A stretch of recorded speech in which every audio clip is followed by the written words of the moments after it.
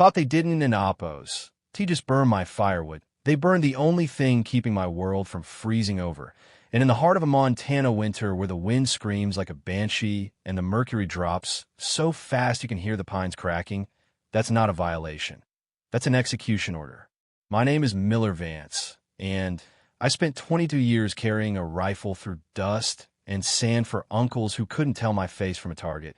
But when I finally hung up the uniform and brought my daughter, Sadie, back to the Blackfoot Valley, I thought I'd finally found peace in a cabin that's been in my family since before most of these suburban developers were even born. This place was built by my grandfather, Silas, back in and Oppos. 54, a man who believed in sweat, stone, and the sanctity of a handshake. And when he left me this land, he left me a deed that carried a heavy secret. A clause buried under 60 years of dust, giving me sole ownership and stewardship of the emergency spillway, and a manual valve that held back the reservoir perched right above what the local HOA now calls the Pristine Peaks subdivision. For 2 years, I kept to myself, splitting wood and watching the sky change. But then came Evelyn Thorne, the kind of woman who treats a clipboard like a scepter and thinks a subdivision covenant is a religious text. And she decided that my winter survival stockpile, the rows of seasoned larch and Douglas fir I'd spent all autumn bucking, was visual blight, that offended the delicate sensibilities of her new neighbors. It started with a look, that slow, squinting gaze from the window of a Range Rover that probably cost more than my first 3 houses combined. And within a week, I was getting letters, thick envelopes full of words like, architectural harmony, and mandatory removal, with fines that grew like mold in a basement. I told her flat out, standing there on my porch with sawdust in my beard and a splitting maul in my hand, that Montana doesn't and Oppos. T care about her color palettes or her property values when the grid goes down and the temperature hits -40. But she just smiled that tight, Botox smile of hers and told me that, rules are the fabric of a civilized community, as if civilization was something you bought at a boutique in Missoula. I watched her drive away, her tires kicking up gravel onto my lawn, and I felt that old coil of tension in my gut, the one I had in Oppos. T felt since the outskirts of Kandahar because I knew right then she wasn't into Oppos. T looking to be a neighbor, she was looking to be a ruler. Sadie, my girl, who's seen more moves and more deployments than any 10-year-old should, just looked at me and asked if we were in trouble. And I told her no. Baby, we're just prepared, but deep down I could feel the storm coming. And I'd dawn in Oppos. T mean the one the weatherman was talking about. The week the first blizzard hit, a real lung crusher that turned the world white in 20 minutes. I woke up to a sound that wasn't into Oppos. T the wind, a low, guttural roar, and the smell of accelerant that shooed into Oppos. T have been there. I looked out the window and saw my life's work. The shed I built with my own hands, the 5 cords of wood I'd stacked in perfect military rows, and the backup propane tanks. All of it engulfed in a pillar of orange flame that defied the falling snow. I ran out there in my boots and no coat, screaming for Sadie to stay back. But it was like trying to fight a dragon with a garden hose. The heat was so intense it blistered the paint on my porch, and the sound of the propane tanks venting was like a jet engine taking off in my backyard. I saw tire tracks, deep and fresh, disappearing into the white void of the HOA-maintained road. And I knew, I just knew, that this wasn't Oppos. T an accident, it was an eviction. By dawn, I was standing in a circle of black ash and melted metal, my breath coming out in ragged plumes as the temperature continued to dive toward a record-breaking low, and I realized they hadn't into Oppos. T just taken my heat. They'd try to take my daughter's safety. The sheriff told me there was an end to Oppos. T enough evidence that the snow had buried the tracks and the fire had eaten the proof, and the HOA board, led by a smug Evelyn, had the audacity to send a condolences email that finished by reminding me that, unauthorized combustible storage, was exactly why the rules existed in the first place. I sat in my freezing living room, wrapping Sadie in 3 layers of wool blankets and my old tactical sleeping bag, watching the frost creep across the inside of the glass in patterns that looked like skeletal fingers, and I felt a coldness inside me that had nothing to do with the weather. I looked at the nail by the door where my grandfather's rusted iron key hung, the one that fit the heavy hatch at the edge of the ridge, and I remembered what he told me when I was a boy, that the mountain always collects its debts. You just have to be the one to open the ledger. I checked the forecast on my battery-powered radio and heard the news.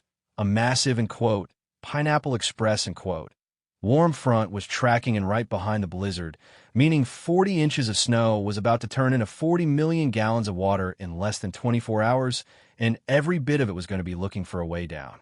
I hiked up the ridge that night, my knees aching and my lungs burning, until I reached the concrete housing of the Spillway, a relic of an era when people built things to last, not just to look good in a brochure. I cleared the ice from the hatch, my fingers numb and my heart thumping against my ribs, and I inserted that iron key, feeling the gears groan under the weight of decades of silence. And I gave the wheel one full turn, just enough to hear the first trickle of the reservoir beginning to find its old, forgotten path. You see, when Evelyn and her developers built, Pristine Peaks, they'd quietly paved over the natural drainage swale, the ancient creek bed that the county record said was an emergency overflow zone, because they wanted to fit 5 more $500,000 homes into that cul-de-sac they called, Eagle's Landing, They thought a few feet of fill dirt and some fancy retaining walls could argue with gravity, but I'd spent my life studying terrain, and I knew that. Water has a memory longer than any deed. When the warm front hit on Tuesday, it felt like the world was weeping, the snow collapsing into gray slush and the eaves of the houses dripping like faucets. But down in the subdivision, they were throwing a midwinter gala, to celebrate the reopening of their private clubhouse. I stood on my porch, watching through binoculars as the trickle turned into a stream, then a surge, and finally a chocolate-colored torrent that leapt over the ridge and headed straight for the heart of the HOA's prize phase. It wasn't an oppose, like a movie LUT. There were no giant waves, just a steady, relentless rising of the earth as the water found the basements of those 5 new houses, filling them with the weight of the mountain before anyone even noticed the carpets were wet. I saw Evelyn's Range Rover, that pristine white status symbol, floating in 3 feet of runoff, its alarm chirping like a dying bird, and I saw the panic set in as the perfectly manicured, lawns became a shallow, muddy lake. They tried to call the county, but the county pointed to the 1954 drainage maps I'd, accidentally, forwarded to the Public Works office the day before, and when the HOA's lawyers tried to threaten me, my attorney, an old buddy from the 10th Mountain Division who lives for this kind of fight, simply showed them the deed. I didn't break a single law.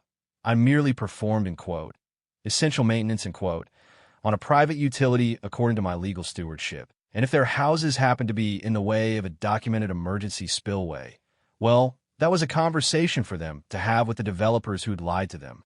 The cleanup cost more than the original construction. The insurance companies denied the claims based on, known floodplain non-disclosure, And within 6 months, the, Pristine Peaks, board had collapsed under the weight of a dozen internal lawsuits. Evelyn Thorne moved away after the bank foreclosed on her home. But before she left, she walked to my driveway one last time, her fancy shoes ruined by the mud, and she asked me why I would do this to my own neighbors, to people who had done nothing but try to keep the community beautiful. I didn't oppose. Give her a speech I didn't oppose. Tell her about the night I spent shivering with my daughter or the smell of my burning livelihood. I just pointed to the new, even larger woodpile I'd built with the help of the few neighbors who'd actually stood by me, and I told her that in Montana, beauty is what keeps you alive, and everything else is just a distraction.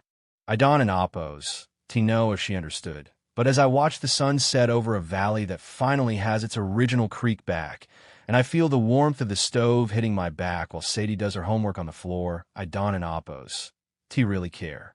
I've heard people say I went too far, that I destroyed families' dreams just to get back at a woman with a clipboard. But I want to ask you, at what point does a neighbor's right to, visual harmony, override a man's right to keep his child from freezing in the dark?